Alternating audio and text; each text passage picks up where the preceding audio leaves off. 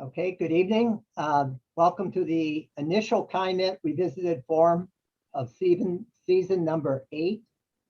I am Michael Bowes of the Association for the Wolf Lake Initiative.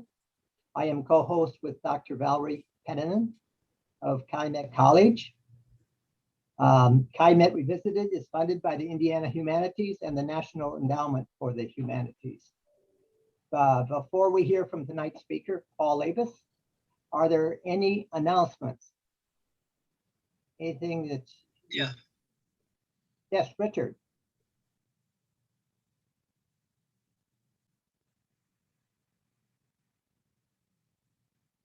Mike, I don't.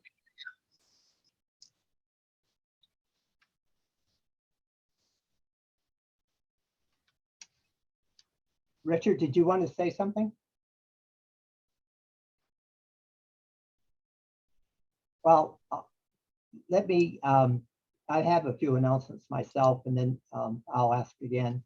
The Calumet Nature Exchange, which is facilitated by Ollie,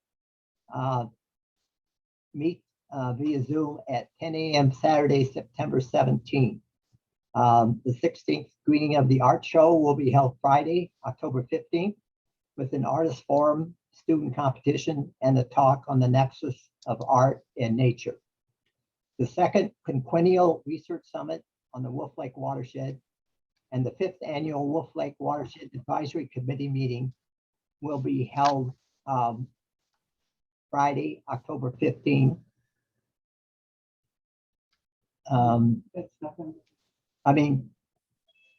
No, but what did I say?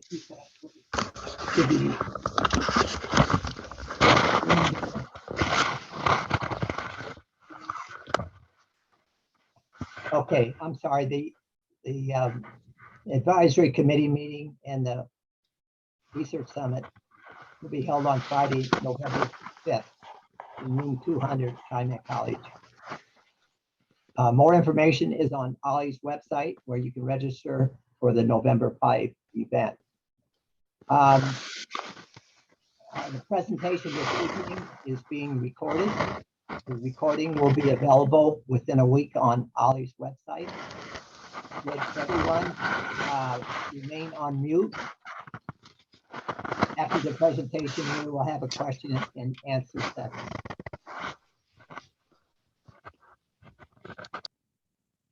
Paul Labus of Whiting will talk about his decades of work restoring natural habitat in Northwest Indiana.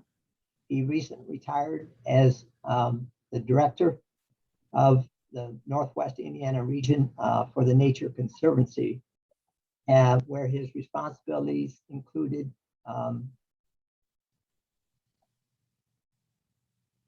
developing and implementing strategic plans and conservation programs for the area.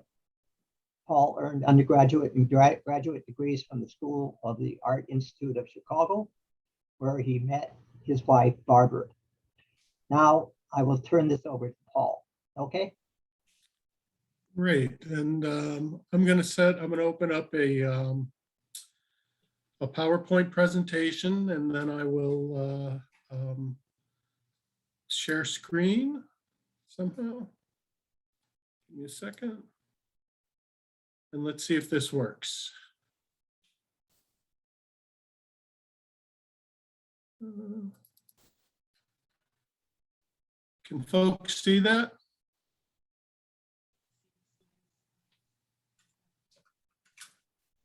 Can you see that, Michael? I'm not hearing you, Michael. I can see it. Okay. It's a house. Yes. Yes. Let me hit slideshow here and see if I can get this set up right. Or wait. Is this it down here? Yep. How's that? It's good. Great. And so thanks for the introduction, Michael, and thanks for giving me the opportunity to speak tonight. And I thought I would start by talking about what I'm not going to talk about. This is a picture of the house that my grandfather built, and where my father and aunts and uncles grew up. The house to the left there is the house that my aunt built so that she could be, and her husband built so that they could live next door. And in 2018, the soil was all removed because of lead contamination. This is over on Lakeview Avenue in Whiting, right across from St. Al's. And it sort of speaks to the close connection that all of us who live here have with the history of industrialization and contamination and the legacy of over 100 years of industrial activity in the area. And it's obviously had a huge, huge impact on conservation efforts. A lot of the work that I've done over the last 30 years has been really funded because of the it's been funded to help, restore and mitigate against some of the damages that were done in the past. But the history of contamination and its relationship to nature is really, really complex. And I feel like if you're really going to do that justice, you would need to have a more of a panel discussion with people who are certainly more expert in contamination and its impact on nature. And I would, definitely suggest that it's a topic you might want to think about in the future. But for tonight's presentation, even though contamination in the landscape has had a huge impact on the work that I've done, and it's going to have a huge impact over the next 100 years on how conservation work gets done in the area, I think it's best to leave that for another time and another discussion. So if that's okay with everybody, I am going to continue on and talk about my career, a little bit about my career, what I see as the major issues and challenges in conservation as I'm retiring here. So I'll start by saying that Indiana Dunes National Park is by far and obviously the crown jewel of conservation in Northwest Indiana. There's a long history of protecting the dunes and it's well documented. I'm not going to cover that history in the talk today, but if you're interested in learning more about it, here are some resources that you might turn to. There's the documentary that Lee Botts did with Pat Wisniewski, Shifting Sands on a Path to Sustainability. It's a great resource. It covers both the history of creating the national park and current conservation efforts. Ken Schoon wrote a book, an accompanying book for the documentary that's available, and that's a good resource. And one of my favorites is Ron Engel's book, Sacred Sands. It's just an excellent history of the area. It covers Henry Chandler Cole's pioneering work in the field of ecology that took place in the dunes. And it also does a really, really great job of covering the social and political movement to save the incredible natural resources along the Indiana shoreline. I highly recommend, if you're interested in the history of conservation in Northwest Indiana, getting your hands on that book and reading it. So I will start by talking about one of the units of the National Lake Shore. And this is the Coles Bog unit of the National Park. It was dedicated as a national natural landmark in 1965. It had historical significance as a critical site for the development of Cole's ideas about ecology and succession, and it really typified the incredible diversity supported by the dune system. Now, I'd love to show you a beautiful picture of that diversity, but for the most part, it is gone, and it's been replaced by what you see here, which is what's left of a sedge meadow that's overgrown with a thicket of, I believe most of that is probably maple. In fact, if you look at the NPS website for the Coles Bog Trail, it actually features shoreline views because and the oak savanna and not the bog itself. And that's because starting in the mid 60s, the massive wetland complex that made up the bog began to convert over to invasive cattails. And this is basically what it looked like by the 1980s and into the early 2000s. It's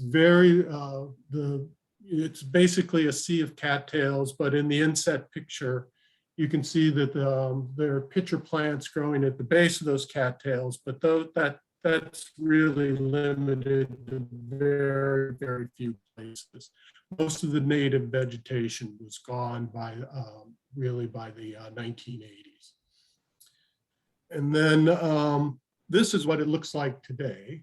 In the late 90s and early 2000s, NPS started massive efforts to restore the bog and surrounding wetland complex. It's nowhere near what it was 50 years ago, but the recovery has started here.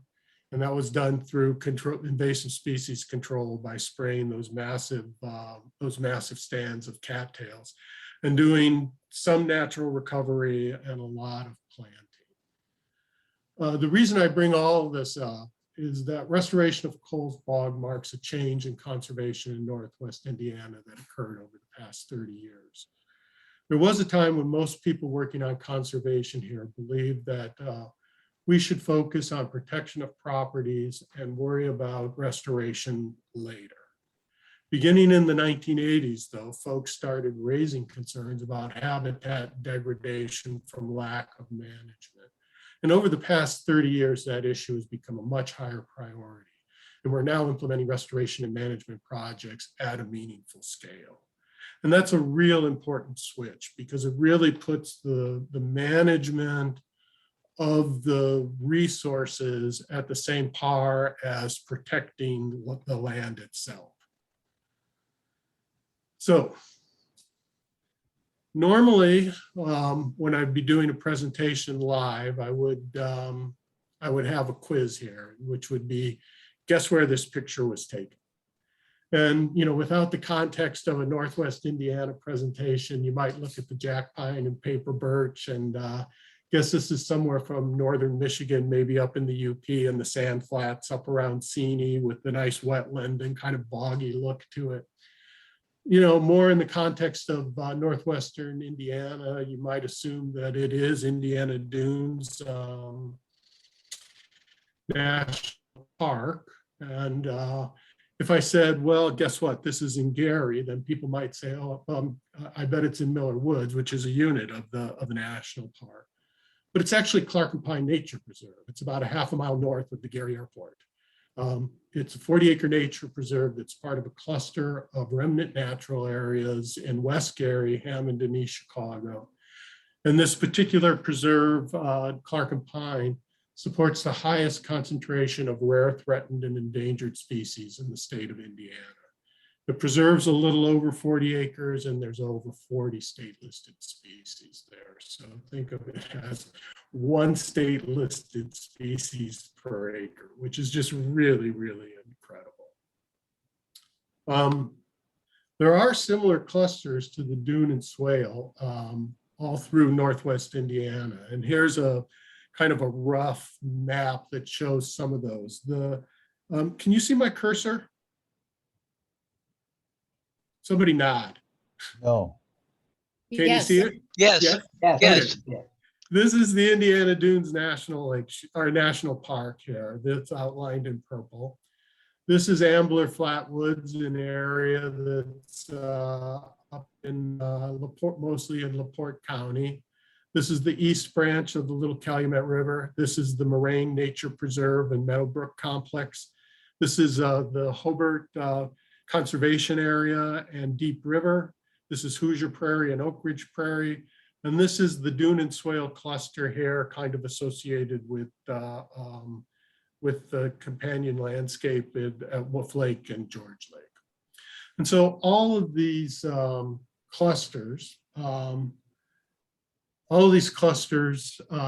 a suite of undeveloped properties associated with them that support really, really incredible biodiversity. So that, brings on this other change that's occurred over the past 30 years, and that's that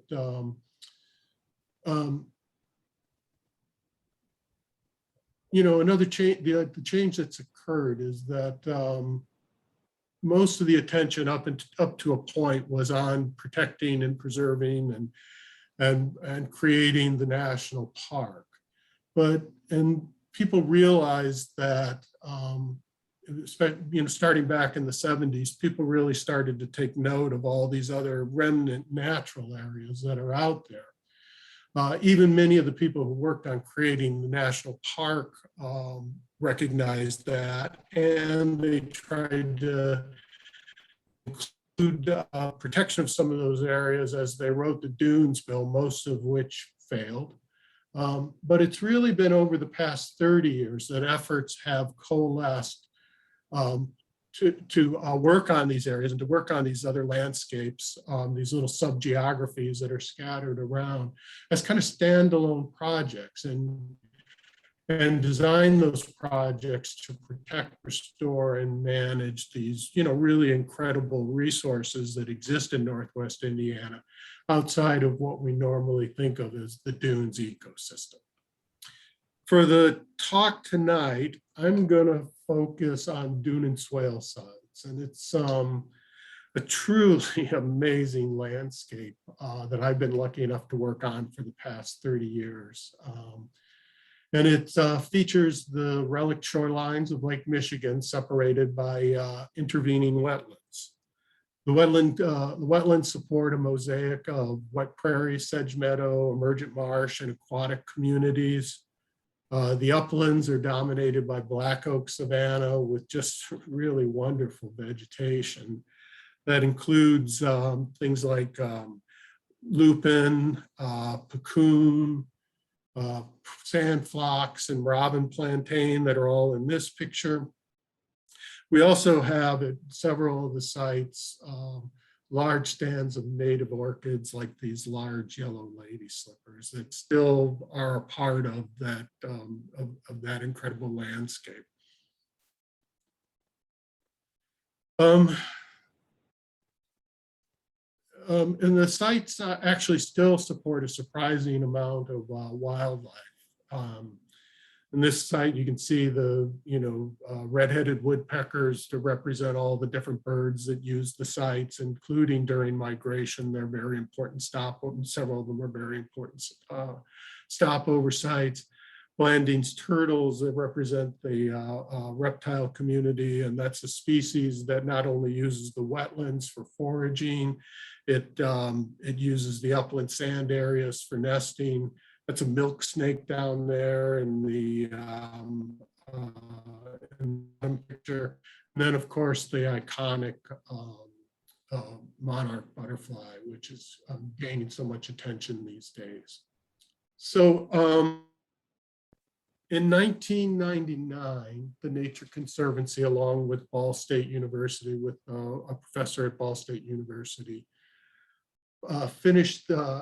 completed this site conservation plan that identified our conservation targets for the dune and swale. That's both at a community, natural community, and species level. There was an inventory of the sites that still support the targets, along with current site conditions.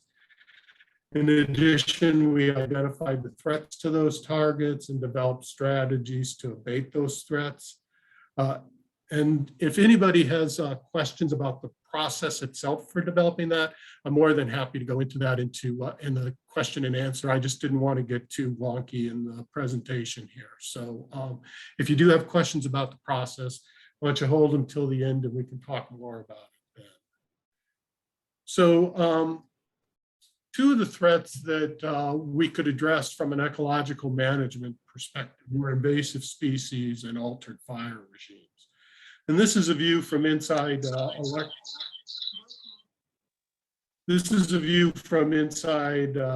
of the large stands of Phragmites that choked out a number of the wetland swales that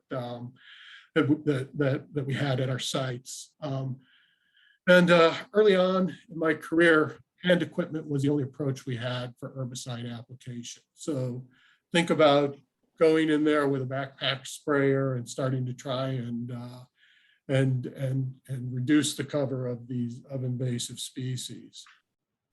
We were eventually able to use heavier equipment to address the problem at the appropriate scale. And so this is a Marsh Master that came in under contract to spray out some of those large stands. And this is an aerial picture, and then down here in the bottom left, where you see the vegetation all browned out, is where the Marsh Master had treated. You can see the paths of the equipment as it went through. And then at ground level, this is the view of that same area just a few years later, when the native vegetation started to recolonize. We still rely on crews to patrol the sites, but now they're largely doing the handwork to prevent recruitment from the seed bank or reinfestation from the surrounding landscape. The black oak savannas that occupy our upland are fire-dependent communities. And that means that they evolved over time with fire as a natural process. And in the absence of fire, they convert rapidly into oak woodlands with dense understories of saplings and shrubs. And in the process, they lose many of the classic open canopy savanna species. And they're colonized by more shade-tolerant species, and like I said, saplings and shrubs. And it's the diversity there becomes really, really limited, especially because we're in such a fragmented landscape. And so part of the process for doing restoration before we reintroduce fire into the landscape is to go out with and mechanically restore structure. And that means using brush cutters and chainsaws to reduce the shrubs and saplings and to actually remove mature canopy trees so that we have that open canopy structure for a savanna instead of the dense oak woodland type canopy that a lot of it has come to. So those are the two real management activities that we've used over the years to restore habitat. We've actually been really successful with that approach, and the condition of the preserves has improved immensely. But that addresses some problems at a preserve scale. But fragmentation is actually a real critical problem that faces our preserves. And in fragmented landscapes, there's a reduction in biodiversity. It impairs the landscape processes like succession, fire, and gene flow.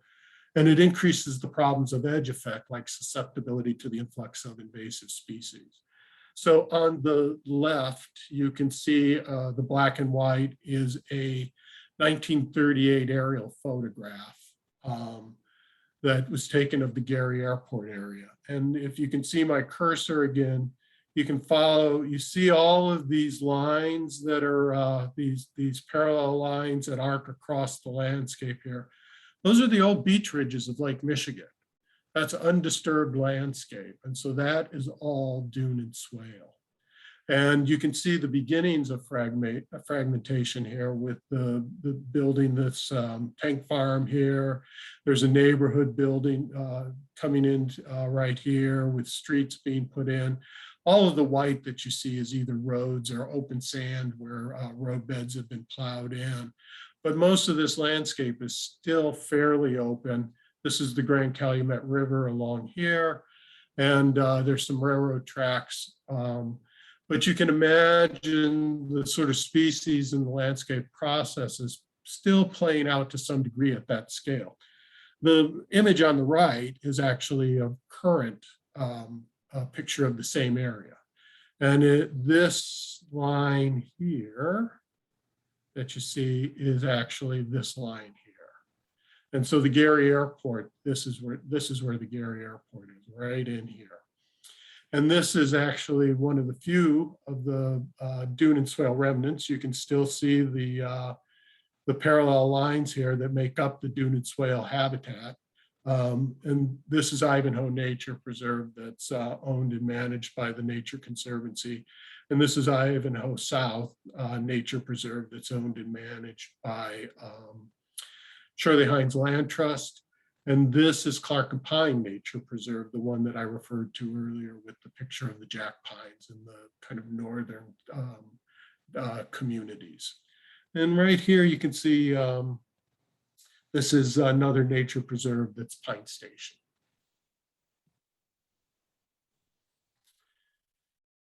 And so part of the plan that we did was landscape context to see how we could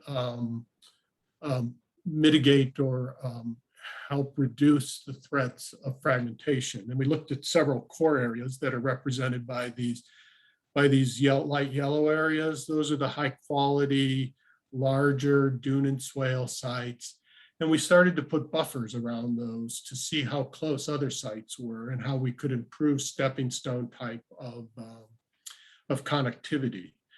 This was designed really not for animals like the Blanding's turtle that was in the picture that needs contiguous habitat where it needs to move across the landscape. We did a separate study for that, but this is more stepping stone where you have something like butterflies or insects that can fly from site to site. And what we did was use the Karner blue butterfly, that's a federally endangered species that was present at a few of our sites, as the model for thinking about connectivity. And Karners can basically fly, you know, in a good landscape, they might fly a mile. In a landscape like this that's highly fragmented and where there's a lot of roadblocks, 500 meters is stretching it for thinking about connections between sites. And so what we did was we just put 250-meter buffers around each of the core areas to see where they intercepted, and then those sites would be connected. But more importantly, we looked at more degraded habitats that were captured within that zone and started to prioritize those as sites that we would like to see protected and restored. And what we ended up doing was actually prioritizing some sites that were more degraded over higher quality sites because they made a better landscape design. And that was a real shift in thinking, because before then, the real criteria for choosing any site was, you know, what's left there, how good quality is the habitat. And this was our first attempt at really thinking through how landscape context can change the way we approach that. And so, we did this analysis, like I said, based on Karner blue butterfly. And Karner blue butterfly is a federally endangered species. We thought of it as a great umbrella species to cover the open canopy savanna species, the ones that had been impacted the most by fire suppression and habitat degradation. It's also very, very sensitive to fragmentation because it needs to move from site to site because of its population dynamics. And I really, at this point, I wanted to stick in a longer presentation on Karners, but it felt like I didn't want to get too wonky. I didn't know where the group was at that I'd be presenting to. So I will just say that we did a lot of important work based on that analysis. And we did a lot of important work restoring sites in our attempt to expand habitat for Karners that benefited a number of other species. And we actually had some significant temporary successes that confirmed our connectivity model. But 2012 was the hottest year we had on record at the time. And there was a series of 80-degree days in March that caused the overwintering Karner eggs to hatch early.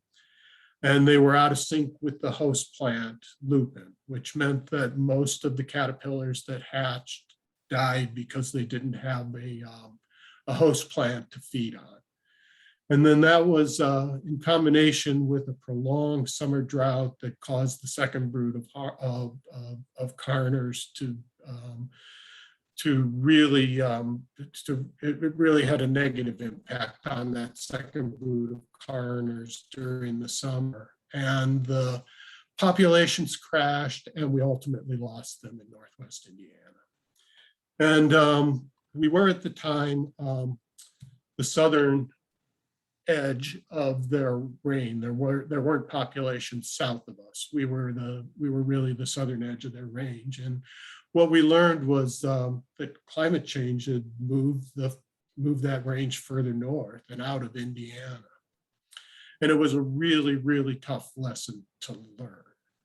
And this is a picture of the last carner I ever saw at one of our preserves. I had stopped for lunch, and this was in 2012, and I had plenty of pictures of carners, and it was flitting around me, and I thought, do I really want to get my camera out? And it stayed around long enough that I decided, yes, I would. And as it turns out, like I said, this is the last one I ever saw at our preserves.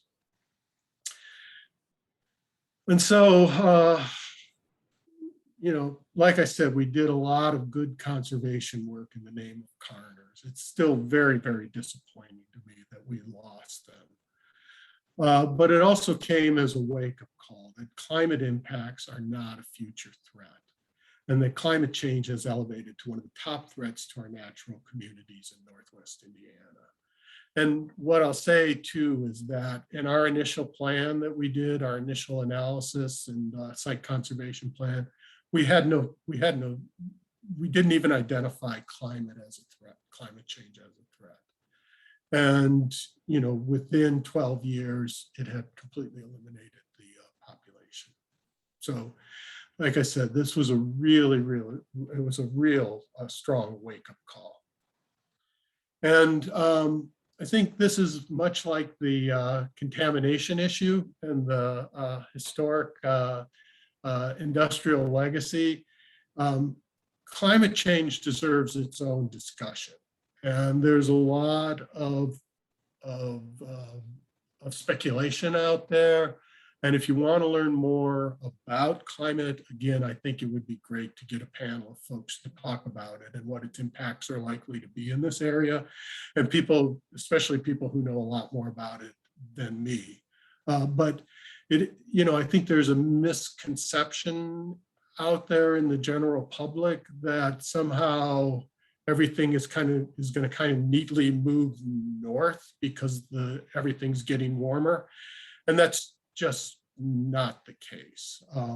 Climate change is going to really reshuffle the decks everywhere, and it won't be an orderly process.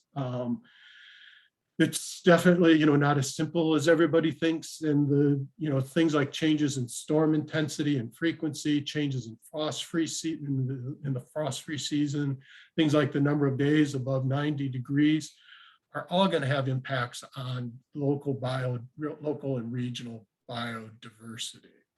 And it's going to, like I said before, reshuffle the makeup of those communities. I will say that we are lucky to have these incredibly diverse natural areas as building blocks for the future. And I say that because there will most likely be a strong correlation between highly diverse natural systems and resilience in the face of climate change. When you think about our local systems, they were built around change. They were built around changing lake levels as new land formed, species from around colonized. Like in the dune and swale, we have those very dry xeric sand savannas that are on the peaks of the ridges. 6 feet lower than that are these incredible wetland communities. So there are a lot of elements there that can respond to the changes. But we will have to think about issues like how it's going to alter hydrology, what's going to happen with runoff. All those things are going to be issues that we need to face and are likely going to shape the efforts of conservation for the next 30 years. So, and again, here's I guess, here's one of the things I'd like to add on to that is that this is a map of the dune and swale sites that that are currently protected and restored as part of that land, are under protection. They're being restored and managed as part of that dune and swale cluster. And again, these are going to be really, really great building blocks for the future of Northwest Indiana. And like I said, it's not just the dune and swale cluster. There's places like Hoosier Prairie, the Hobart Prairie Grove and Conservation Area, combined with Deep River, the Moraine Nature Preserve area, Ambler Flatwoods, the east and west branches of the Little Calumet River. All of those areas are undergoing the similar types of planning and similar types of restoration and management efforts, and in order to shore these areas up. And so I think what I'd like to do here is just finish up by talking about a few of the future challenges and opportunities I see for conservation in Northwest Indiana. And I'll start by saying most of what I talked about so far is what occurs within the boundaries of our preserves and how we approach natural area management. In part, that's because of the urgency we felt to protect and restore those areas and protect and restore what is left of the natural systems here. But the sites can't persist as museum pieces. These sites need to be reintegrated back into the broader landscape, and that will require softening the physical boundaries of the preserves and at the same time making them more relevant to the communities that surround them. And here's a great example. Here's Ivanhoe Nature Preserve. You can see there's development right up to the edge there with the neighborhoods that are there. There's abandoned properties, school properties. There's undermanaged natural areas that are part of the Gary Parks. And so really looking outside of the preserves and looking at that surrounding landscape is one of the big challenges and one of the great opportunities that we face. I'll use one example of places that we've started, and this is a vacant lot that is right, let me see if I can find it on here, right in this area here, if you can still see my cursor. This is a vacant lot that's obviously really near Ivanhoe from what you saw on the map there. And on the left is a picture of what it had become. It had overgrown with saplings and shrubs, a lot of garbage and dumping. And those places, once there is dumping, they tend to be magnets for more dumping. Just windblown garbage goes in there. And it was a real mess. And so, this was a case of the Conservancy and the Field Museum working together. We went out and with our crews and just started to clean the place up. And we started by doing brush clearing and removing the trees and shrubs and cleaning up the garbage. And what we found was that there was actually still remnants of oak savanna out there. And the trees that you see there in this particular picture are actually fairly mature oak trees. I would put them probably in that sort of 60-year-old range. And underneath, there were still some elements, some of the herbaceous elements. There were a few native plants growing and still persisting under there. And so we're in the process now of working with the local residents to design a site that includes both functional green space that can be used by the residents and quality habitat that will benefit the preserve that's just a block or so away. And it's a great example of where ecological restoration can help in the beautification of neighborhoods. It's a great example of where we can bring some of the benefits of our preserves, like you saw those beautiful native plant pictures earlier in the presentation. Some of those can actually be brought out and made a part of the neighborhood itself, and maybe convince people to start using those in their gardens around their homes and so on. We've also worked with the city of Gary on some green infrastructure projects. This is a design that's, we help design native plantings to beautify the area around the Buchanan Street entranceway off of the toll road. This is a rendering that was done by one of the departments within the National Park Service that assists local entities in developing trail plans and designs. But the idea is really to take more of this vacant land and use ecological restoration to both beautify it and make it an amenity for the residents. And we've also worked with the city on a comprehensive inventory of trees in their city parks that includes identifying the species, size, and health of every tree in the parks, in their parks. It also identifies recommendations for planting and recommendations for ecological restoration at natural areas and unmanaged parks. And so the green infrastructure is becoming a really, really important part of the conservation world, and thinking about how we design better landscapes in these urban environments that can both support places like Ivanhoe Nature Preserve and bring the benefits of the preserve and out into the neighborhoods, and also use it in functional ways like creating wetland swales to help reduce flooding, those sorts of projects. Now, as I said, another thing is making conservation relevant to local residents, and this is a project that I've just loved. That Joel Perez, who is actually the one who replaced me as project director for the Nature Conservancy in Northwest Indiana. This is really his creation, and it's the East Chicago Monarch Festival. This is a picture from the first year there, and it's just been a great opportunity to celebrate cultural connections between the Mexican-American community and conservation. The Monarch has deep connections to the state of Michoacan, where it overwinters. And it's also becoming a universal symbol of migration because of its annual journey across North America. And I can't tell you how great it is to be in an event like that and see kids like you see in the picture there, where somebody had brought monarchs that were reared in captivity to release at the festival. And the kids gathered around, took the monarchs out of the little tents, gave them to the kids to release. And it was just, to see the look on their faces was such a joy. And then to realize, like you see the folklorica dancer on the right there, and you look at the costume and you see the butterfly symbols that are embroidered into the design of the fabric. And it's just phenomenal. It's like I said, just such a great opportunity to build those bridges with the communities that we're working in.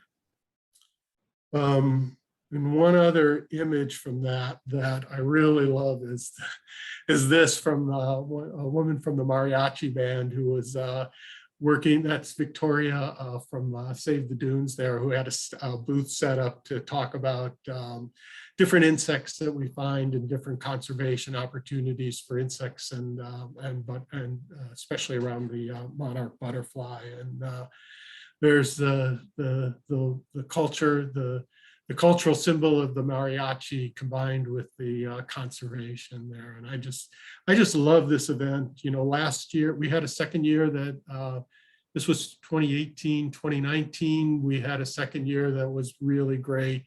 Last year, because of COVID, everything had to be virtual. There were some really great virtual sessions, including a live discussion with some of the folks who work on preservation of the overwintering grounds. That was done as a bilingual event. And this year it's going to be a hybrid with some outdoor activities and some virtual activities. Another place, like I said, we've been working a lot with the city of Gary and their Office of Sustainability and Environmental Affairs is working really hard to inform its residents about the importance of green infrastructure. And and how it can benefit the city and make people's lives better. And there's also, these groups that are developing like brown faces, green spaces, and they're working to get local residents out to enjoy the city's natural resources, both in terms of hiking and enjoying, and also as volunteers to help maintain and sustain that biodiversity. It's really, really impressive effort that they're taking on. And so, I would also add that the conservation community is becoming more aware of the importance of engaging the community. The one example I gave was the East Chicago Monarch Fest, but this is a picture from an event to get East Chicago elementary students out to learn about the restoration of the Grand Calumet River. So I would summarize by saying, that challenge of sort of physically integrating the remnant natural areas into the surrounding landscape and making them at the same time more relevant to the people who live there is one of the big challenges. And again, a great opportunity for the next generation here of conservationists in Northwest Indiana. And finally, I just want to say how inspired I am by the younger generation that's stepping up to guide conservation efforts through the future, through all of these future challenges. I use this image of TNC and Audubon staff, and we're out at actually the DuPont Natural area there doing a tour together. But at the federal, state, and municipal agencies, there's professional staff at the local conservation groups like Nature Conservancy, Save the Dunes, and Shirley Hines Land Trust, and just countless volunteers. And just seeing them around and interacting with them over the past several years just gives me incredible confidence in the future here. And I just want to close by saying, those are the people who should be talking to you, not people like me. I've done my part. I've done what I have to do. These are the people who are really going to direct conservation over the next several decades. And boy, it's really impressive. So I think it's about 5:50, Michael. So I think what I'll do is turn this back over and we can open it up for question and answer. Okay. If I can figure out how to stop sharing here. Let's see. Oh, you are sharing. Pause sharing. Stop share. How's that? There you go. Look at me, a computer expert. Yes, you returned the song. I'm a computer genius. Yeah. You started out there kind of discouraging, but you ended up on a very high note. So I appreciate that. I was getting a little upset, but now I'm okay. Okay, good. And I think the idea of getting the community involved, I think that some of us have been trying to do that year in and year out for a long time. And it depends on the area. And I'm mostly in Lake County and in Southeast Chicago. And there are some good signs there as well. So I like the way you ended it. So let's open. Well, the challenges that are out there are serious and they're very real. And in some ways they can be very, very daunting. The reality is that,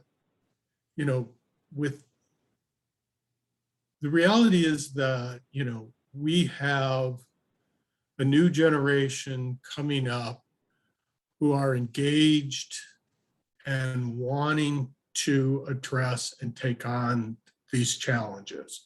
And we've had people in the past who are the same. I mean, we've had our champions in the past, and they've done, they've done incredible work in the face of really, really, really tough odds. But to me, and the way that I feel about it, is that this is sort of the a kind of larger, more diverse, and in many ways open to new thinking about how we address all of these challenges. And that's what really inspires me. But I didn't mean to be depressing. I just wanted to give a, sort of a kind of real assessment of, the things we're working on and the difficulties that we face. Yeah. I was particularly thinking of the airport and the contrast in the map, the earlier map and the current one. There's nothing we can do about it. There's Yeah. absolutely nothing we can do about it. Yeah. That landscape is gone. The processes that really shaped and created that landscape are severely impaired. And so we need to think about what those sites mean to us now and the landscape they're in. If you look back and say, oh, what if, you won't get anywhere. It's gone. It's time to face reality, and it's time to, take on the challenge. And go with what you got. Yep. So, all right, questions?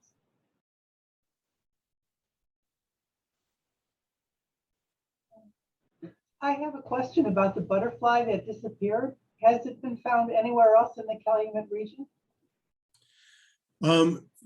No, the only places that it was left by, let's say, the early 90s were probably 3 of the units at the National Lakeshore and 2 of the dune and swale sites. But otherwise, no. There's a historic record of it being down at Hoosier Prairie, but that was back in the 70s. And there may have been a remote population that managed to hang on there for a while. But it really is a oak savanna dependent species here. And the best examples of that left in the region were in Gary, and in a few of the spots in the national park. And when it disappeared from Indiana, it disappeared across the board, including the national park. And the national park had the strongest populations at the time. And so, ours were pretty fragile. We were just trying to get them reestablished. We had done all sorts of rearing and release, where we went out and harvested eggs from or harvested butterflies from the National Lakeshore. Females had them lay eggs on lupin plants that we had in our office, basically, in the place where we were doing the rearing. And we hand raised butterflies and released them out into the preserves. And actually the numbers were getting kind of encouraging at the time that that heat wave hit. And we did find examples of them colonizing other sites that didn't have butterflies that, like I said, were really encouraging. Do you expect in the future that will, because of the climate change, and it's not always south and north, but would there be other species that were not in the Calumet region at all that start showing up from other areas? There could be, if they have ways to disperse up here. There's a lot of people who talk about assisted migration, and I'm very suspicious of that. I'm very suspicious, unless there's a real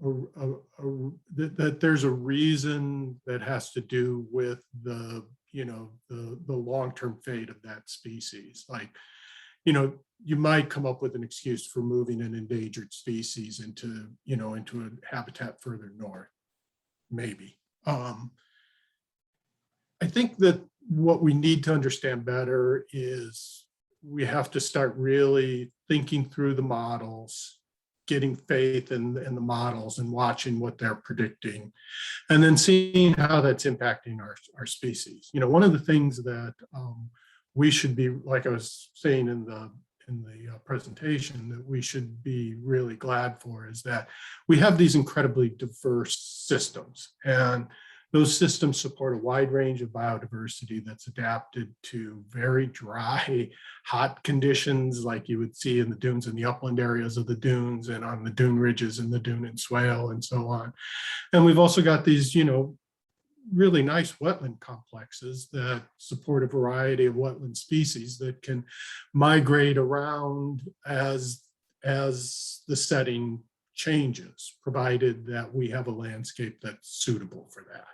And so to me, the biggest issue is really thinking about, first, how do we protect the biodiversity that's here? Second, how do we better connect the biodiversity across the landscape so that there is room for it to move across the landscape and colonize and reshape natural communities as the climate changes?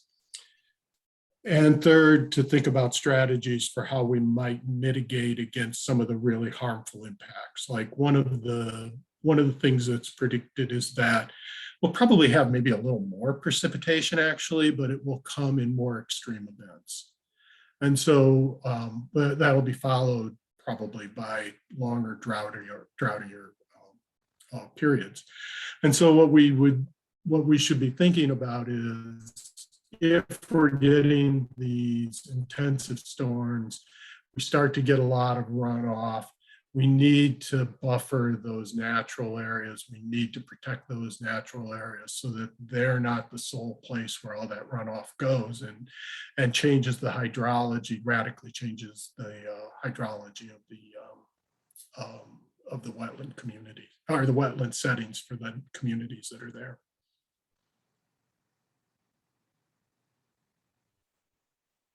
Okay, do we have other questions? Yes, Mike, Richard Morrisroe. I just, Hi, Richard.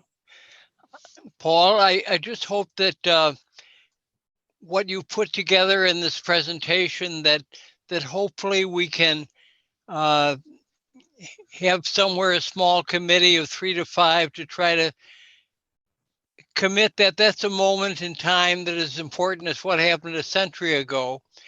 For instance, the shift from preservation to management, I was part of that, and yet I kind of missed the way it was happening. And I think that your institutional memory is probably worth at least half a day a week to kind of capture that and share that both with the localities, with the voluntary sector, but also with the industry, to see that they know how well the coexistence has shifted over the last 30 years. I think of the ArcelorMittal site, where you have a golf course kind of context to part of the property, and you have the dune and swale part worked with the field museum, and that kind of insight and making it a learning center for kids from the school is along with the Dunes Learning Center. How much is there within walking distance of my front door, and yet very few people are aware of it overall. How so many things come together: industry, the local community, the foundations of East Chicago, which has helped fund some of that, and it just seems that somebody has to say this so that it be heard and be continued as the kind of momentum that you have not so much created as watched and been a part of.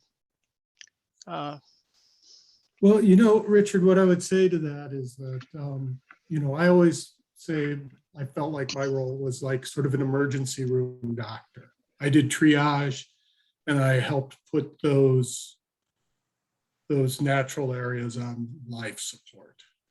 And it's now time for the next group of people to come in and grapple with what do we do with those. And what I'll say is that, you know, there was a real urgency that we felt, and it wasn't just me, there was a whole group of people who have this, or who are part of that shared knowledge, who saw the same events take place. There's staff at the National Lakeshore, there's staff at Save the Dunes, there's, you know, there's lots of folks who worked during that same period. But, you know, we did have that urgency to protect biodiversity. And what I see now is that there's a new generation of conservationists who are coming up, and there's a subset of those folks who really want to make conservation more equitable, more just, and more diverse. And it's those people who will be leading that discussion. I think it's great that we've got it where we are, and you're absolutely right. We should think about how we got here.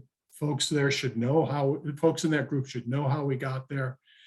But there's a new group that's going to take on that challenge, and they're motivated and they feel the same sense of urgency to accomplish that. Thank you. Which is a great thing. It's an absolutely wonderful. And if you want, at some point, we can sit down and I'll give you their names.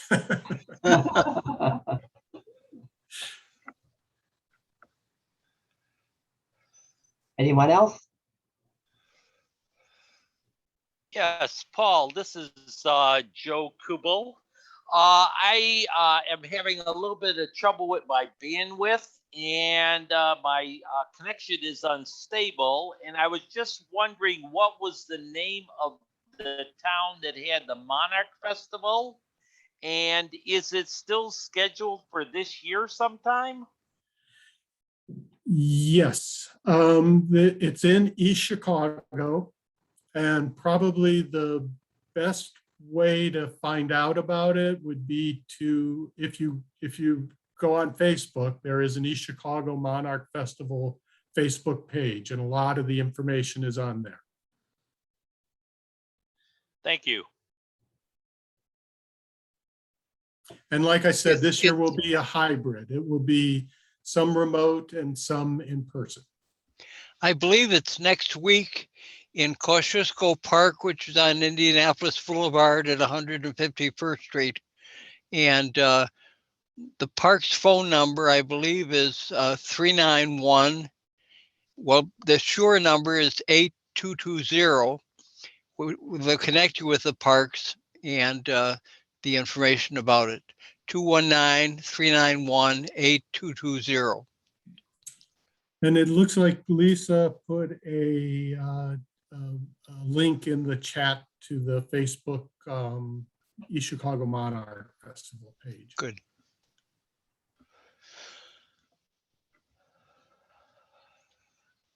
Oh, no further questions? Well, Paul, I think all of us here want to thank you for all the work you've done over the years. And I will try to get more and more people to follow in your footsteps, and we keep trying, and we will, I'm sure. And I just want to remind everybody that this is being recorded, and if you run into somebody that missed it, it should be up on the Ollie website within a week. So, or if you want to be refreshed on what the discussion was about, what the presentation was about, you can go there and follow through. So I just want to thank everybody for joining us on the initial presentation of the Calumet Revisited Forum. And we'll see you next month. Is Walter Skiba still here? He and Amy McCormick, from president of Calumet College, will be giving an annual presentation on the history, some of the history of Calumet College and future plans. And so that would be the first Tuesday in October. So we'll see you then, and hopefully we were on Zoom this month, but we're going to try to get a room where we can have maybe a hybrid of in person and Zoom.